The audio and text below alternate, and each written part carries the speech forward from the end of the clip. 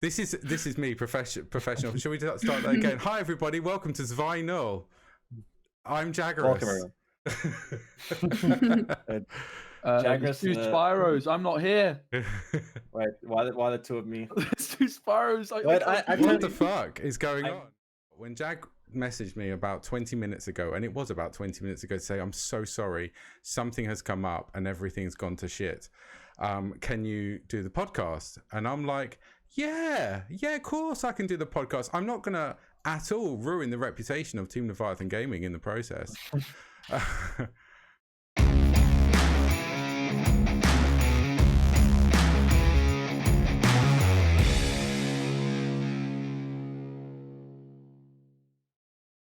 There we go. Okay, shall we start from the beginning again? Because I can edit all of that out. Hello, everybody. Welcome to the episode 4 of Zwei, Null. Yep, welcome everyone. Today we're going to be joined with Ceely and Speci as our two guests. And of course, Max filling in for Jaggerous, who had some real life matters she had to take care of and was unable to join. But nevertheless, the show must go on. And here we are. We are here. So, what a week it's been in Gwent. It's like this week in Gwent. Top 64. You were streaming for over 10 hours, Spyro. Yeah, quite tiring. I mean, it's quite tiring for the players as well. I mean, that's the one thing about these qualifiers. It's quite often that they're mental endurance, so to speak, because they can go on for a long time. So, it's difficult to actually pay attention that much. So, big respect to the players who were playing this weekend who were able to stay focused for that long, because that is definitely quite difficult to do. Can I ask you, when you get to like hour 9 and you see the same deck for the 50th time, do you just think, oh Christ almighty, learn something new? Or I mean, personally when it comes to qualifiers, like your whole mindset kind of changes. Your full attention is just must win. So you don't really mind what your opponent's playing, so to speak. As long as the matchups for you are good, that's all you care about. If they queue whatever decks, you don't care. As long as the matchups are good, that's all you want. That's all your mindset usually becomes in these qualifiers. Because Ceely, you've been casting with Quill and Lance for the Quill and Cup for ages. And you must see some, because obviously when people are casting sort of like, you've got the qualifiers and this sort of like high-end stuff, and you get to like the finals of the Invitational and things like that. But when we get to the Quill and Cup, people are bringing these spicy meme decks. It must be a little bit more fun to cast something like that. Oh, for sure. Those are definitely my favorite types of games to cast, when the players are bringing something spicy that surprisingly does work against like something meta. Because like sometimes I know that players for Quill and Cup can between each other agree that, okay, they'll bring something a little bit more spicy, or agree that, all right, I'll bring like a more meta kind of lineup. So sometimes they go, one goes meta, one goes spicy. It's pretty fun. Not gonna lie, not biased at all in my casting, but it's sometimes a little bit fun seeing these kind of spicy piles kind of wreck the meta decks. It's very satisfying. All right, that must be great. I mean, Speci, everyone knows who you are. You're really well known. For those of you who don't know SpecimenGwent, he is famous for making some off-meta decks that are absolutely crazy. And what would you say? Because I remember when I first started watching you, which was about 2 to 3 years ago now, you were the Sabrina fanboy. I think we should say Sabrina Revenants. Whatever happened to Sabrina? Well, like in Homecoming, before Homecoming in beta, she was a silver card that could basically just win you the round. I used to use her with the Ard and like Vernon Roach, and I used to use Iris. And basically, when I was first started streaming, I was like, oh, this is how I can become known. I can become like, I could do like YouTube montages like I used to do for Call of Duty when I was 13 years old. Never happened. But then when Homecoming came out, she was still like, she is now like a silver spy, a 6th provision spy. And Revenants then came out, and I just sort of turned into like a bit of a Revenant Sabrina fanboy even still. So she was my first emote ever as well, Sabrina. And actually, I've got a new Sabrina emote that she's been reworked for like 2021. Martis is like redone her. So yeah, that's coming soon. Look at that. That's a leak right there, boys. Who cares about what leaks are coming at the weekend? We've got Sabrina Mark II. So you need to go get subscribed to Speci's channel, I guess. Need a reworking Gwent to go along with it. Like a buff. Yeah, a little buff would not go amiss. Sabrina's Inferno, especially. That's like if I had a card that I could ask to be reworked, it would be Sabrina's Inferno. Maybe just I pierce can't. armor or something like that. That would be cool. I actually can't even remember what that card does. I know it does a crazy effect that makes the whole board explode. But I can't remember. Yeah, how it damages. It damages Mhm. everything by 1, but then non-cursed units, so like revenants. But Draug used to transform the whole board, so you could Draug the whole board, and then you could play Sabrina's Inferno, and it would damage all your opponent's cards by 2. Hubert Wreck as well with like pincer maneuver, and you'd get like a 60-point Hubert. Oh, I remember decks. Good I actually remember times, like a man. It's I all I actually remember played. It's all I did. It was. Yeah, it was I quite just remember it comedic. was just Sabrina, and as me, someone who plays Gwent for about 15 minutes every year, it meant a lot. Did you have any meme cards or anything like that back in the day, Spyro? When before we got into Homecoming, you know, when Gwent was fun. Yeah, my extent of meme cards back before Homecoming was Great Swords. That wasn't a meme card. Do you know what? I would queue card. into Great Swords, no word of a lie, and I would be like, and I'm gonna have to bleep this, be like, fuck this shit, and I would just fucking forfeit and get out of there. And I was like, I just can't counter this thing. I've got a Vets deck, and it can only do one thing, and I was like, I'm done. Did you ever have any? Ceely, what about you? Back in beta. Yeah. I mean, to be honest, I don't remember much of the beta days. I was kind of like not aware of the community existing. Wasn't really playing meta decks. I was kind of like looking at cards, like what looks pretty, I'll play it. You know, so honestly, I remember very few things from beta, but I do remember dwarves being fun. But I don't know if that's like me, but still. Yeah. I remember Spyro, in fact, in beta Gwent, bug abused me with a seer one time. I was doing a PS4 tournament. I was running it. I was like, I'm gonna win my own tournament. Play against Spyro, and then there was the glitch at the time where if you looked in the graveyard when your opponent used a sire, it would like freeze the game. So of course it was my fault, really, but I was in the graveyard at the wrong time. I actually remember the game. I was just looking at the grave because I was looking at my grave. I just wanted to know what was in my grave. And then I remember you played the Asir and then kind of like caused the whole game to freeze. But that was that was but to be fair, he replayed it because I think I couldn't remember what was happening, but. Yeah, I think it was technically IDC'd, like I lagged out because it glitched my game, right? So, yeah, but I don't really like. And I lost. I do remember losing as well. I can't remember the outcome again. I do remember that issue with Asir back on console Gwent, but those are good times. Those are good times indeed. Yeah, the days before like any no deck trackers, so you'd have to try and remember what was in your deck. Oh, was that Gwent? Oh, I remember when I started streaming Gwent, and I didn't even know what Gwent Up was, and everyone's like, "Oh, this guy must know what he's doing." I was like, "Joke's on you." Yeah, so us when we played on consoles, like you just wouldn't be able to get Gwent Up, like because Sony didn't support it or anything like that. So it was just pure like you had your hand, and then you knew what your deck was, but you had to exactly remember what you're trying to draw into and what bricks you've got and all that sort of stuff. So. I think it probably helped me like get a little bit better in the early days because you've got to try and remember it. It's a bit more of a luxury now. There's the in-game what graveyard. I've got a question, Speci, about the PS4 days because we got to talk about the PS4 days.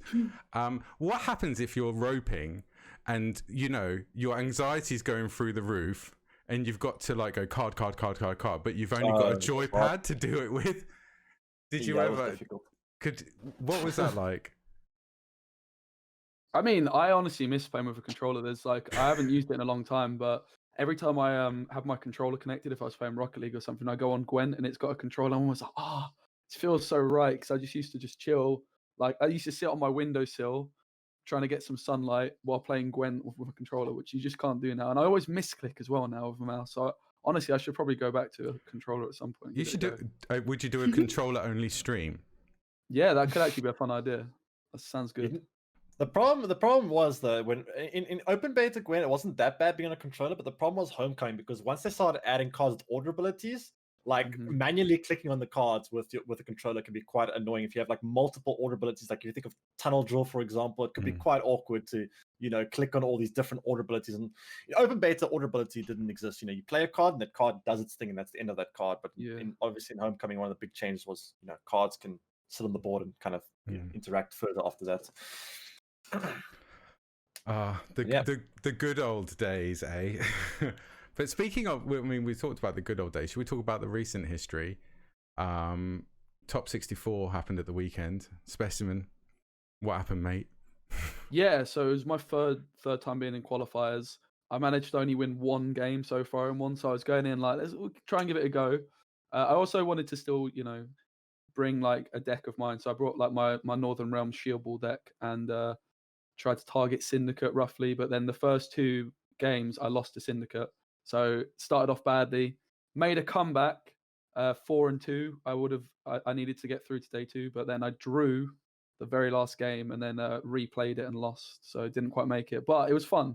It was a good experience. Like that was the main thing. I think when I wanted to get better, I wanted to have like the day where I would always be watching the streams, but actually being able to play in these kinds of things is really fun. Like to just have that sort of competitive side. A lot of the time I can meme around, so it's just been nice to see a different way of playing Gwent, really. And honestly, like just being competitive is just something that I just enjoy a lot. Yeah. Spyro, same question to you. What happened, mate? Yeah, I mean, what happened was, remember I spoke about the focus thing? I mean, the last series I remember was against Fireball. I was in a game-winning position, but I kind of just got.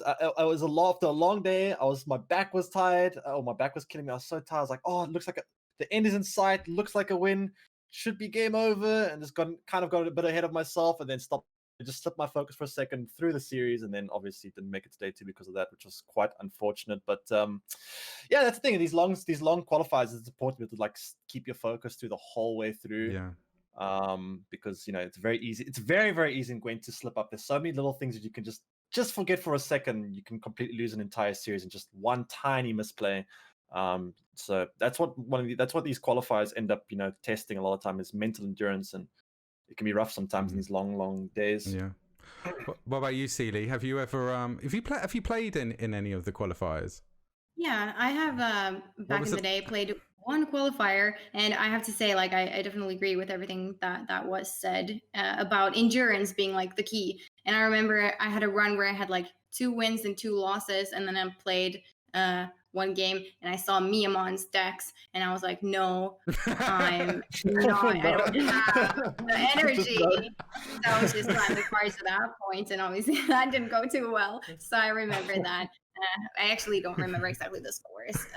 I was in. I don't think it was like very far. It was like I think the either 5th or 4th game of the day, and I was already like exhausted. So I definitely, good job for everyone who sits there for a whole day. And then if you then move on to day 2, then you gotta prep for day 2, and you gotta sit through that. And then it might be like single eliminations, like we saw here this qualifier. So you have people, unfortunately, then in day 2 immediately drop after just one game, which obviously is like not what you want to be doing once you get there. So definitely everyone who does that just has the energy and the stamina to play for that long. I seriously like look up to that a lot.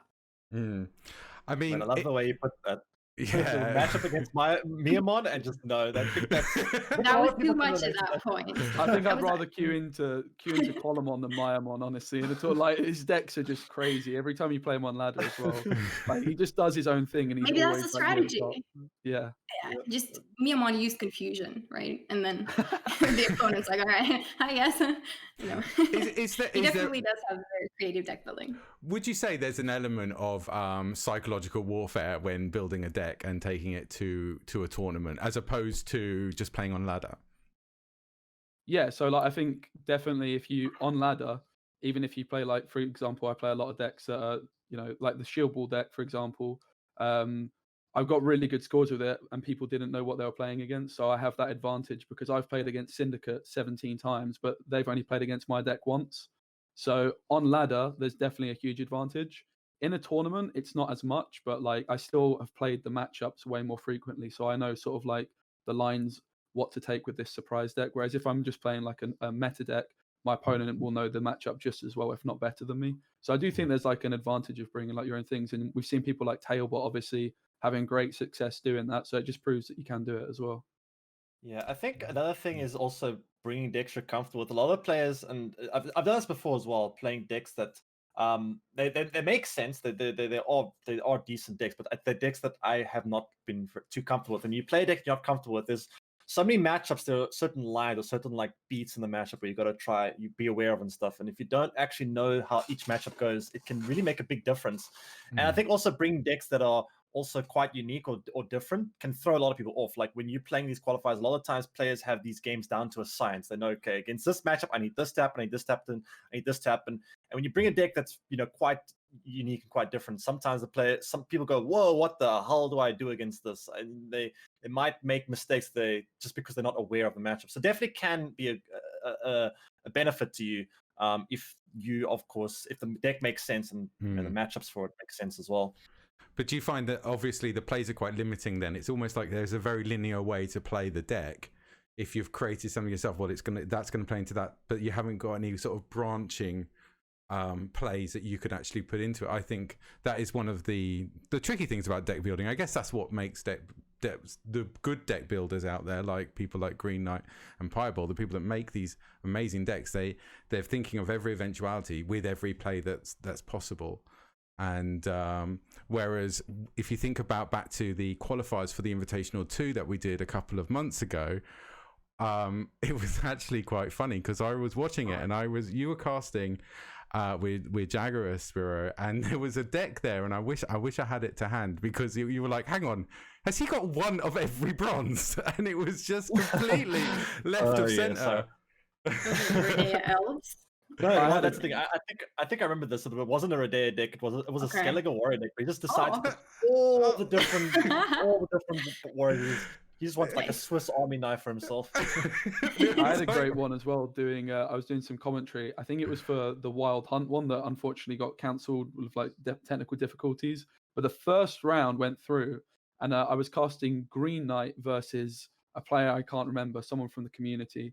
And the person Green Knight was playing against had double squirrel in their deck. And I just remember finding it just completely hilarious that they've gone for the double squirrel. It was just brilliant.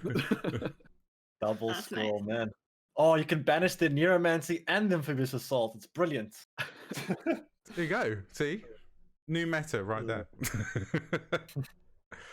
Oh dear. So, Ceely, what have you got plan? What are your plans for the future? Because you're obviously streaming pretty much. You were streaming quite often, but you've been quite busy recently. You've just been doing life stuff. Yeah, I think a bit of life stuff has definitely been in the way. Unfortunately, I have to be on a little bit of a break from Gwent in May, but then, you know, we'll be back full force in the summer again, streaming. I have a bit of a study streak I have to get to in real life, but once that's over, I'll be back, and hopefully we'll do a lot more streams as well. Like, I'm looking to do a full amount of them week, like almost every day if I can. So I'm really looking forward to that, actually. But I think it's nice getting a little bit of a break, because then, you know, you get some energy after that, I feel like.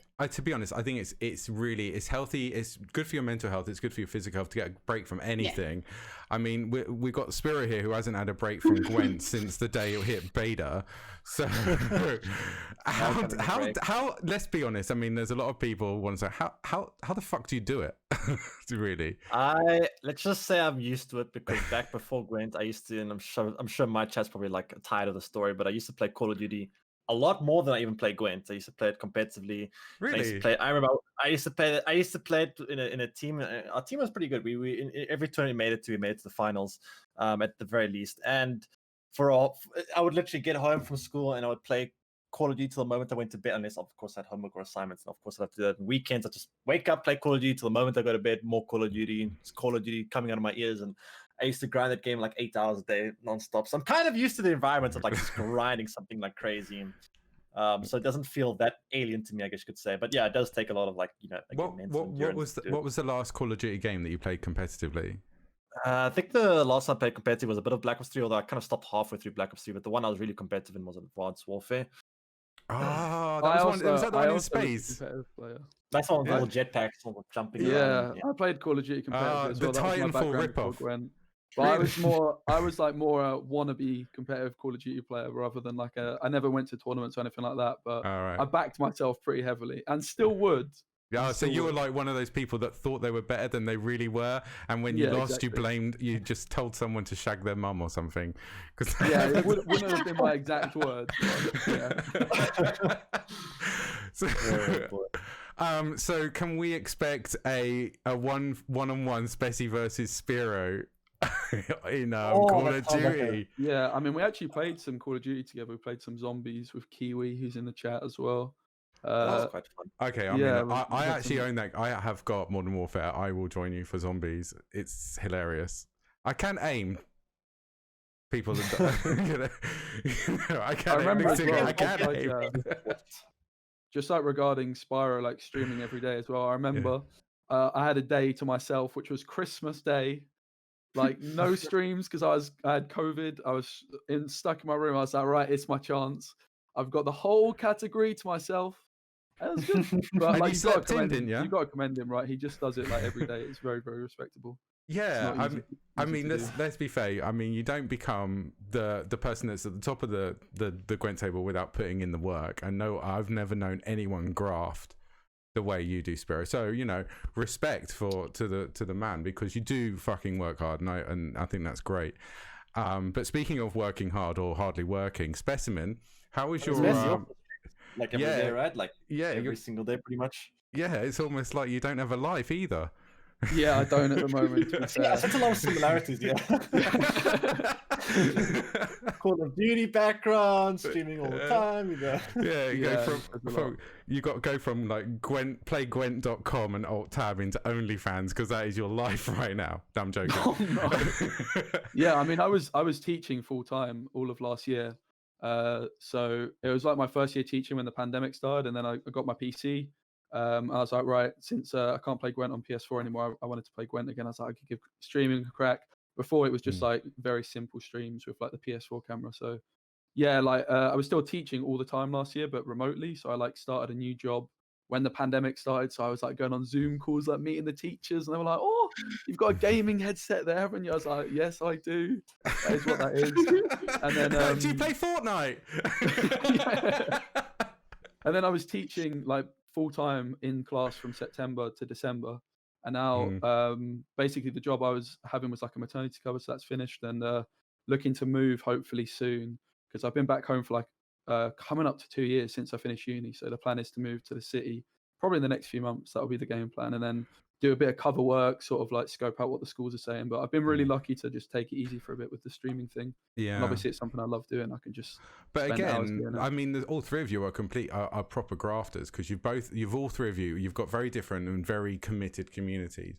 And there's someone who sort of sits there and watches them all. And I think I got to know you all mainly through the Invitational when I joined TLG over a year ago, and then I got to see these very different communities, and that's how I got to meet Ceely. And I think, as I say, it's a testament to putting the work in, because not everyone can come on, can jump onto Twitch, open up Gwent, and all of a sudden have 100 people. Actually, probably if you're playing Gwent, you could. Mate, so this is the perfect time for this story. I was Ceely's first Twitch follower. Yeah, that is true. Really? That's There's a bit of amazing. lore. Yeah, I was. Yeah, So- no. So the reason is, I had like this great idea that never happened. I've still got most of the clips. I would go into loads of Twitch streamers' chats and ask them if it was Triss or Yen. And then, so I was always in the category for like a week. I never edited the video, but the clips probably still exist. Can we need to edit I them? love that. We need to edit them into a compilation of you coming It's in got every like day. swim Going, and so, yeah. stuff like that still. So. That's a nice way to start a war. I'm Spacey. I mean, we have to ask everyone now, right? I'm Team Yen for sure. I'm Team Yen. I'm sorry. I think he shouldn't have been cheating on Yen with that skank. That's all I'm saying. No, I have to say, I'm Team Yen as well, definitely. Just God. I like that character. Yeah, no. exactly. No, are you Team Kira Metz? Yes. Oh God. How about that? I'm gonna be neutral and say I'm Team Bruce. There we go. Drop out. Yeah. Well, I heard she gives you an itch. Anyway. Oh dear, we've got people in the Twitch chat saying Team Roach, so I think that's a pretty safe way to go to kind of end that argument right there. But yeah, Team Yen all the way. There's a reason why she's the main figure on the Invitational to promo artwork that's going out. Oh, yeah. leaks. Shall we talk about this weekend? We can talk about this weekend. Leaks? We are going to More leaks? more leaks. We're going to be doing an alternative cast It's basically a second cast to the. So we've got the official Open that's happening at the weekend, which is awesome. And so a bunch of us have decided that we are going to have a bit of a watch party and do some casting of our own. And if you want to come over and watch us have a few drinks with us and hang out, there'll be Speci, Spyro, Jaggerous, and Quill and Lance, and they will all be naked. I've heard. It's the first I've heard of this. Oh, really? You need to read your contract, mate. And so details. Just and that's happening this weekend, and we will be releasing the trailer for the Invitational 2 finally, which I've been sat on for ages. We can cast in a hot tub, do a hot tub casting stream. Yeah. Oh, that would be good. The thing is, if I sat in a hot tub and was casting, someone would call the RSPCA, which is the Royal Society of Protection for Cruelty to Animals, for those of you who are outside the UK. But anyway, moving on. We'll move away from that. So yeah, that's happening this weekend. So everyone should just tune in and hang out with us, because it'll be a good crack, it's starting at so 4 p.m. CST? Is it? Saturday? Do you know what? I really don't know. I usually start that time, just assuming. I think is it 4? How long because it's 2 days. And there are 2 days. It's the first day is 4. The first day is 4 games. Second day is 3 games. I believe that's how it usually goes. Right. Nice. I'm really looking forward to this weekend. Like, it's a super stacked Open. It's been a long time, really, since we had the last one. Like, we had Masters in December, right? Masters. Yeah, that was last. Masters was December though, so it's it's going to be nice. I think like community event to just like chill and I'm looking forward to seeing the decks, especially. To be fair, like you got people like Tailbot who can just bring some really interesting things, and then you've got like Forever YOLO, who's sort of like the underdog amongst all like the better known players. Really looking forward to seeing how it pans out, and just hoping that our teammates can sort of dodge each other in the first round at least. We should be knowing the bracket soon, right? Yeah, when do the brackets get released? Usually like a day or two before, I think. No, we're not nervous. No, we're not nervous. No, we're not nervous. We're not nervous about the brackets, not at all. It'll be just fine. It'll be fine, honestly, love. It'll be fine. Piebald's saying the brackets are coming out on Friday. Okay, so a couple of days to wait.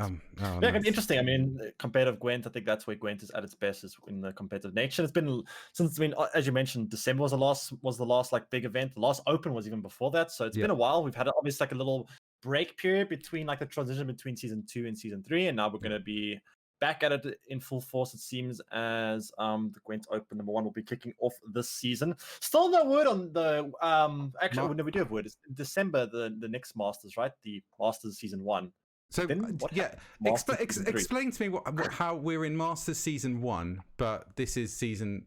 I'm completely confused. Max, the event is just a cursed event. It's just a complete cursed event. Every time it's supposed to happen, something gets in the way. If it like there was so many things. There was a transition between. So obviously back in open beta, actually before that, even since closed beta, there were open tournaments, and the winner of each of those, or not open, sorry, challenges was given a spot to Masters. And obviously open beta lasted quite long. It was like a year or over a year. And then Homecoming came out. There was still a couple of opens that still had to be played for it.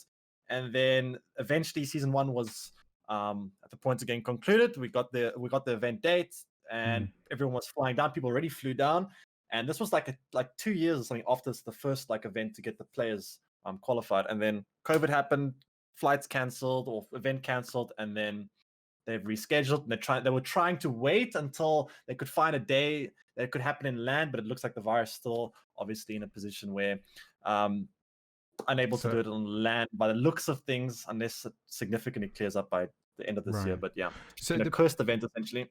So the people who had qualified for Masters number 1. Oh boy, that's a funny thing.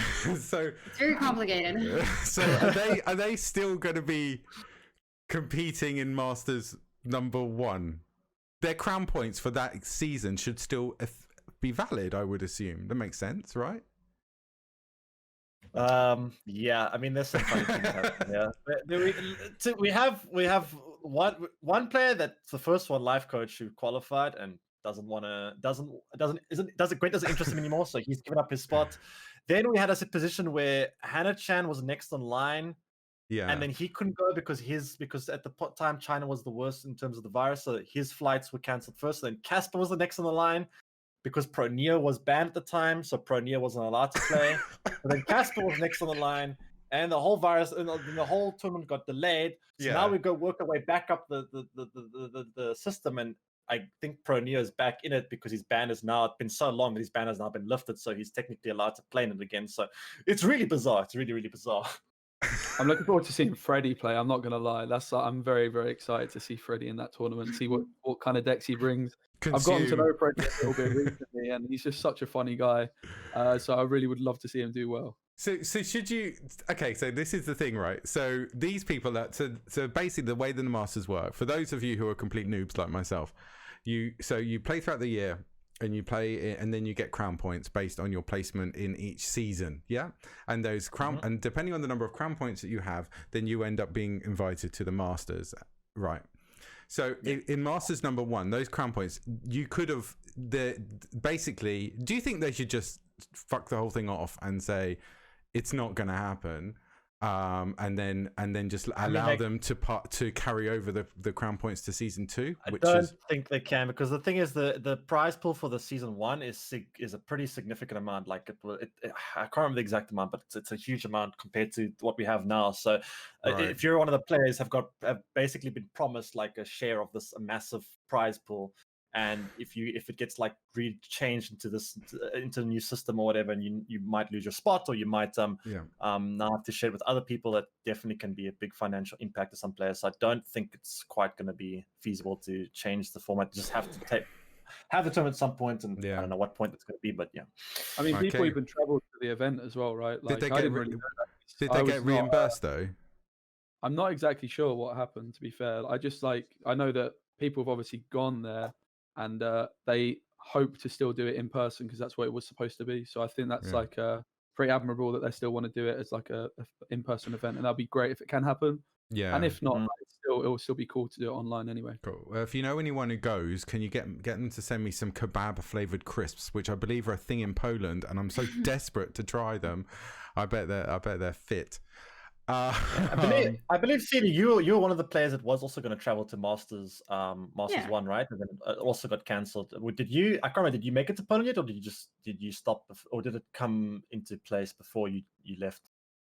It fortunately did kind of play out a little bit before that, so I hadn't traveled yet. I think it was one day before I had my flights, and then decided that it was like the situation was looking like, there's not going to be any traveling, so I had not left. I was about to, but didn't make it there. Of course, I would have gone there to just be part of that event and kind of I mean, I was at Challenger 5, I believe, in Warsaw in Poland, and that was great fun. Everything was awesome. So obviously I think a lot of the people that were there and people that didn't make it to that one were really looking forward to this one as well. But of course, it's better this way, considering the circumstances that nothing still happened in terms of gatherings in Warsaw. So I'm so excited to go to my first Gwent event. I've got to be honest, when it happens, it's gonna be so sick. Just meet everybody and have a good time. I've already said the thing I'm most looking forward to is going to a club with Paj. Oh my god, you'll be like those guys. What's that movie, Swingers? Oh, that'd be hilarious. I've heard that drinking with Talbot is definitely something that every man needs to experience, man and woman needs to experience at one point in their life, because apparently he will drink anyone under the table. Which is something I personally wouldn't mind experiencing, because that would be fun.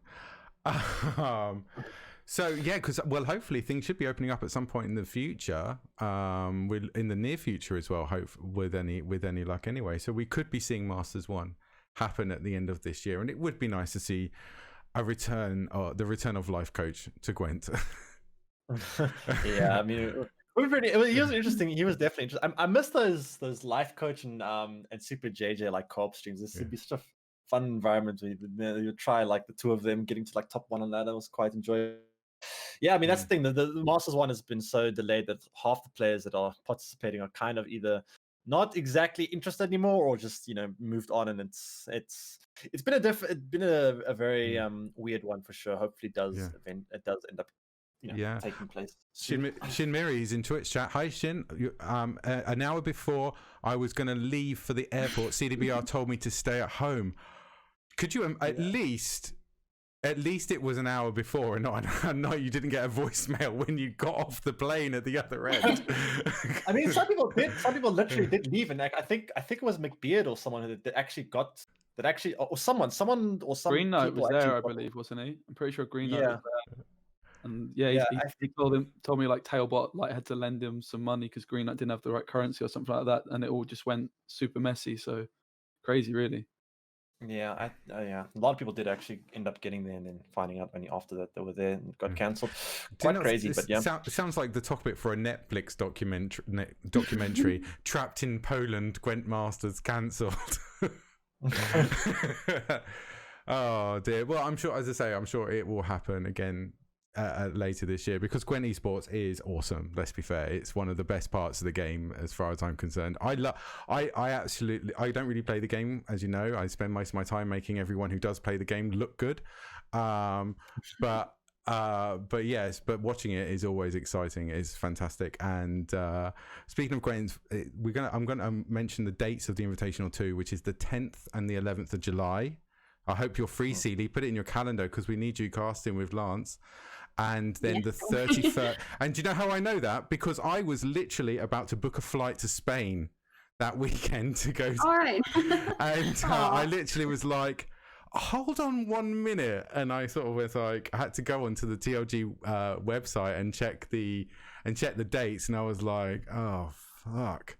So it's the 10th and the 11th of July, otherwise known as my weekend away that is not happening. And then the 31st and the 1st of August. And that's going to be the top 16 week. Especially, are you going to make top 16? Do you know what? Yeah, I reckon I could. I reckon I could go for it. I'd have to commit. And the thing is, what normally happens with me is I'll be playing Gwent, it'll be all going well. And then I'll go on like a 6-game losing streak because I just should have logged off like half an hour ago.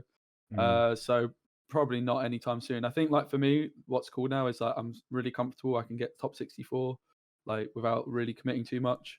Whereas like I only got it like for the first time a few months ago. So that's been a nice change. I think I could get top 16, but I'd have to properly go for it. And I think I'm quite unpleasant as well when I take things too seriously. Like when I play FIFA, oh mate, I'm the worst kind of person.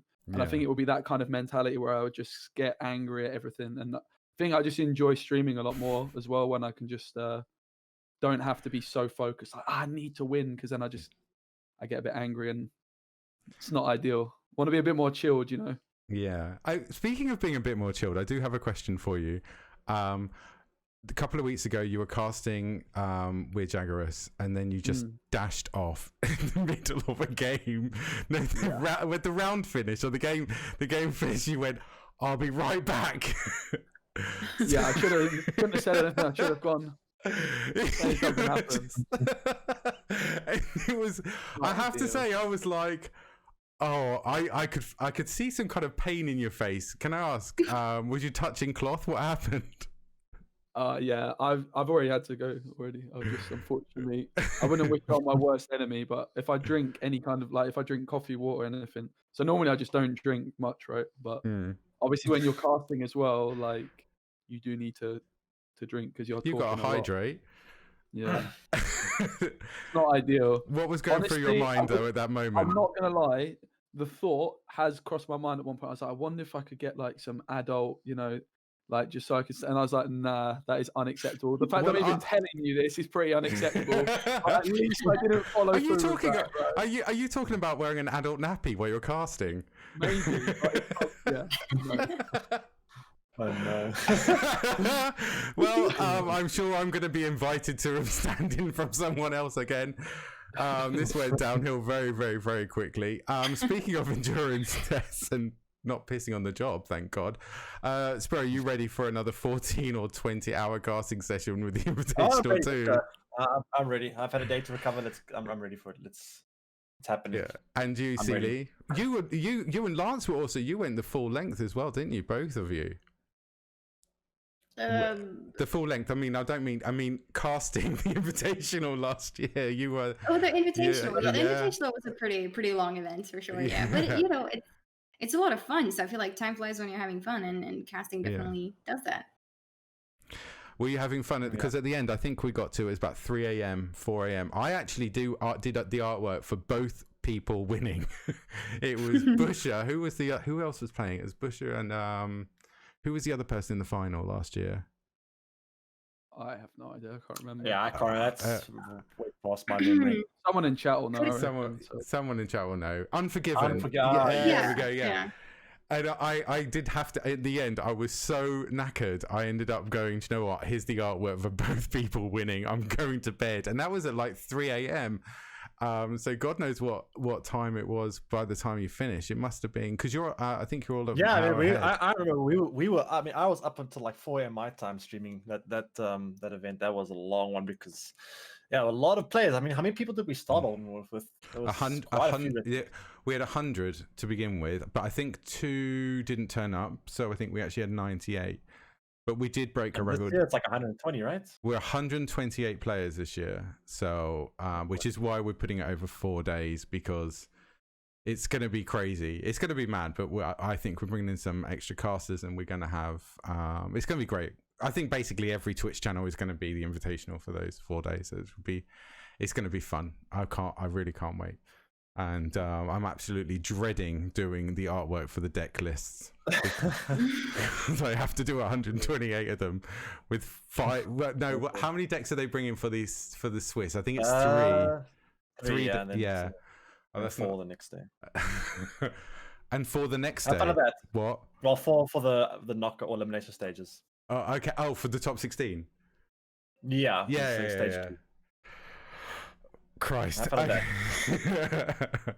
So yeah, if you're watching and you're going to be playing in the Invitational, do me a quick favor and get your decks in really early. Give me as much time as possible. And to everyone, and that goes to everyone who plays in Quillen Cup as well, actually. I'm thinking as well, like how we're not too far off the time when we're going to enter that time in Gwent where they're like dropping a card, a few cards every few months. I think it's June we're getting the next card drop. How are you guys feeling like about having the? I'm excited to have like that. As I mentioned, like Call of Duty and FIFA. When I played FIFA, it was Ultimate Team, which is kind of cards, and I would sit on like Foothead, which is a website, build the teams and stuff. But you've always got new cards, whereas with Gwent, it's never been like that. But I'm really excited for that kind of every month. Like I already enjoyed when we had Maddock and Alza already. Like just one card gave me a whole month of YouTube videos from Maddock alone. So I'm really looking forward to that. Like, how are you guys feeling about that? I mean, it's new cards and new content. It's always, I think, a very welcome thing in the Gwent community. It's a little bit tricky when it comes to tournaments. It's actually it's a double-edged sword, and it's very exciting to see a tournament when there's just new content, when new content just came up, because then everyone's kind of still trying to figure out the meta, still building their decks, and people have very different decks, and all these decks perform very differently, and no one really knows what's good and what's not good. So you see all these different decks, going up against each other. It's really exciting, especially as a caster's point of view. But it's also very fun as a player, as a content creator, having all these new combos to theory craft and imagine what kind of decks you could build. And you see these combos that look broken, then you play against another deck and you're like, wow, that's even more broken. And then you play that deck and you play against someone else and like, whoa, that's even more broken. Everything just looks wacky and cool. It's just probably the best time in Gwent, actually. No, I would have to definitely agree with especially what Speci said about just look at cards at Alzer and Maddock and how much they did change things and how much people were trying them out and really going out there in deck building. And I think anything new is always exciting, and if we can get these kind of small drops every now and then, I think it will do great things for the game. When's the next big expansion though? Proper like so themed one? They've changed it, so they're doing like they're going to split up. Like rather than like one big card drop of like what we had with Master Mirror and Way of the Witcher, they're going to do like still sort of an expansion, but it's going to be split into like I think 12 card drops every 2 months. So yeah, it should be pretty cool. So you get 12 cards every. That's going to keep. I'd say that would keep the meta fresh. Yeah. I also think like for me personally, it's perfect because that's always been like. Until recently, when I've maybe played some more meta decks, for Gwent for me was always about spending time in the deck builder, building like Mm. didn't even need to be competitive. I just wanted to build like a cool deck. So when you've got all these cards coming in, like certainly as a content creator, I think it's going to help me out a lot to just keep like it more interesting for people. And also, I think it gives me a bit of an advantage maybe in like a competitive season. I'd feel like more confident getting top 16 when there's new cards that have just dropped compared to now where everyone's sort of the meta's more settled. Yeah. And it must make things easier for you guys because you're playing Gwent. How many? God knows how many hours a day as well. It keeps it interesting. You know. Is there anything you? I'm going to mention the Alchemist card. I want to mention the Alchemist card because we were putting the notes together for this, and they were like, "So what sort of talking points should we put into?" And so Alchemist. So you're gonna have to correct me. So my understanding is the Alchemist card has been sat there for ages. And nobody realized that it could be completely and utterly abused. And then suddenly someone went ding, and everyone's now abusing the card and everyone hates it. Is this what's going on? I think more so that the card itself, it's a weird one. It's not that, I mean, people realize, I think, right away when they saw the card that it can be used to some very annoying extents, but at the end of the day, it is still a bit of a slow tempo. It's a bit situational sometimes, and it is kind of something you don't always want to be playing the card. So the reason why it's seen a lot of played now is because you're playing it off of a location card. The location gives you the flexibility of if you see a good time to use it, you can use it. If not, you can use other options. So you're less committed to playing it, which is why it's seeing so much play right now. Then again, the reason why the card is obviously quite annoyingly viewed at is because of the fact that it has a very big impact in the game sometimes for a very cheap cost that it probably shouldn't be able to have that big of an impact for a card of that provision. Yeah, I used to use Alchemist a lot when it came out. So I used to use it with Warrant the All-Seeing, which puts a card on your opponent's on like the highest provision card on top of their deck. I actually brought this deck to one of the qualifiers, and you play Mentors, and they're like 13 points, and then use an Alchemist, and you give your opponent like a Samum or a Dancing Star, and you get their best gold card, like their Masquerade Ball or something like that. So obviously that's like an incredible carryover play because you basically just swapped like 22 provisions worth in the deck for that kind of a play. The big problem with the card and why it's now become like, I mean, already it's got the high roll factor, so you can set it up, but also you can just by chance get your opponent's best card. And it's become even more of an issue because as Spyro says, the location is a card that has some really cool synergy with Cantarella. But what that also means is sometimes you don't need synergy, you just need to high roll and you steal your opponent's best card. Cantarella's also in the deck and you can coup her. Sometimes you're just in a situation in the Nilfgaard mirror where you're like, my hand is not looking too hot here. I'm kind of going to lose this round. But what I can do is I can play Cantarella, coup it, and Alchemist, and then there's 3 cards from the top of my opponent's deck that I can potentially steal or get rid of for the next rounds. And that's where it feels really bad when you just see someone YOLO a Cantarella and it wins them the game in a lot of situations. What was what was the last card that you remember that just got abused? Like, well, I say abused, like got. Well, we're going to use the word abuse. Yeah, it got abused, but it broke the deck basically. Is there anything that comes to mind? Maybe Ethereal comes to mind. Ethereal and Fruits just turned into everyone was playing Ethereal. In Fruits, just all in on this one card. Some people would play Renew, Frick, Ranthia, all sorts. Vi is the other one. Someone said, yeah, Vi for sure. Also, pre nerf Harold the Cripple, armor piercing, 6 strength, 11 provision. Harold the Cripple. That one was also quite a crazy one back in the day. Did Vi get nerfed? What happened to Vi then? Oh, it got big nerfed. So I mean, it's still really competitive though, right? It's actually my least favorite deck in the game for sure. Like it's basically they lowered the leader, so you only have 2 leader charges now, but the card still gets ridiculously big. And also, like as soon as lockdown got cut, this worst matchup is just not there anymore. And I think most importantly is everyone was running a Spores, a Heat Wave, all sorts of tool punishers, locks.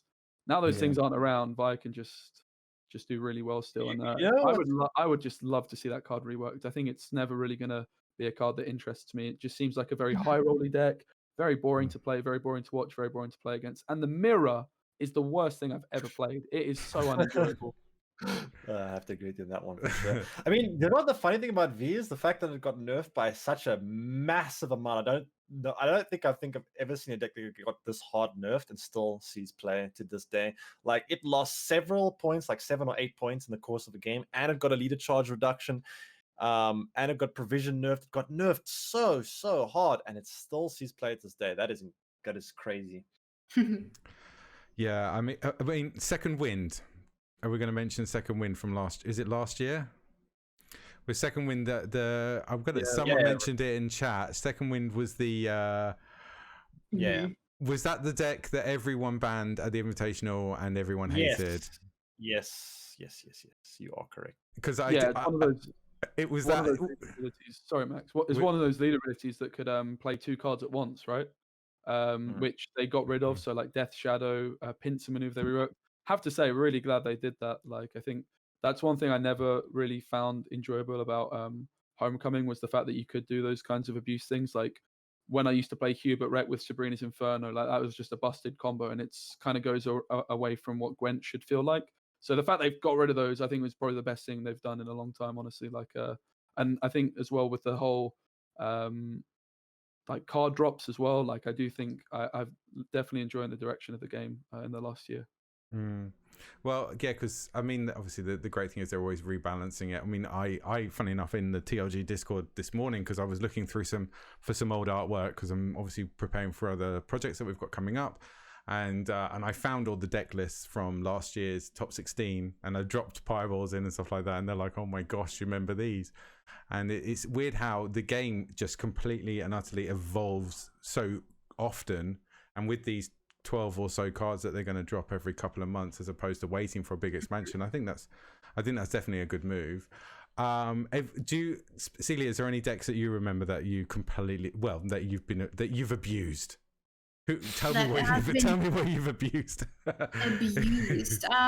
What I can think of is back in the day when it was like the old brand leader ability, and there was like this kind of discard shenanigans with like Unicorn and Karnax. That is one that I remember really well, because that is one I actually played. Usually I stay away from these types of decks because I don't find them very interesting, especially with something like V is like a little less interesting to me than other decks potentially. So but this one I did actually play because I found it pretty fun, and I remember that being very strong. Definitely got some nerfs after that, and I don't think after that Karnax or Unicorn have been played at all. So, yeah. So CP in Twitch just says he abused when Faultist was broken. No. No. 41 card Faultist. That was I think I'm talking about the wrong Faultist, but that was one of my favorite decks when I first started. I used to probably play like 28 cards in my deck anyway, and then I slowly found out I'm not supposed to do this, and then I found out I could play 41 in fact, right, with the Vernon Roach. I used to love that. You're not the one who put one of every bronze then in his deck. No. Did anyone ever get a successful Camby back in the day? Was Camby the one that wiped the board? Yes, I mean that card there were some decks around that they were usually meme tier, but I mean it was a very satisfying feeling when you just nuke the entire board and win. But it was pretty hard to set up. You require long rounds. It would require a lot of setup, and it was quite a difficult thing to pull off, but every now and then you could pull it off and just completely drop a bomb on the board. That was that you probably, when it happened, is like once every 50 games, and you go, "Oh my god, I need to clip that." You're going to be on Play of the Week. Oh dear! I always wanted to make it to Play of the Week. It never happened. We actually one of funny enough, when we put together TLG TV a couple of months ago now. We're nearly 2 months old. We're still babies in the land of broadcasting, but one of the things that we did talk about is doing a play of the month, because I think a Play of the Week would get an app. I couldn't be asked doing the edit, to be honest, but I would do it once a month. But I think that's something we're looking at, where you can submit clips into the TLG Discord. And then you guys, the people who are pros and people who are in the team, and will be able to sift through them and vote on their favorites. It'd be like voting for the meta report, except for people will like each other at the end. No, I'd be well up for that. That sounds like a great idea. Okay, well, we've rubber stamped that now. It's this is why I shouldn't do these podcasts, because I end up committing ourselves to loads of things that we don't have time to do.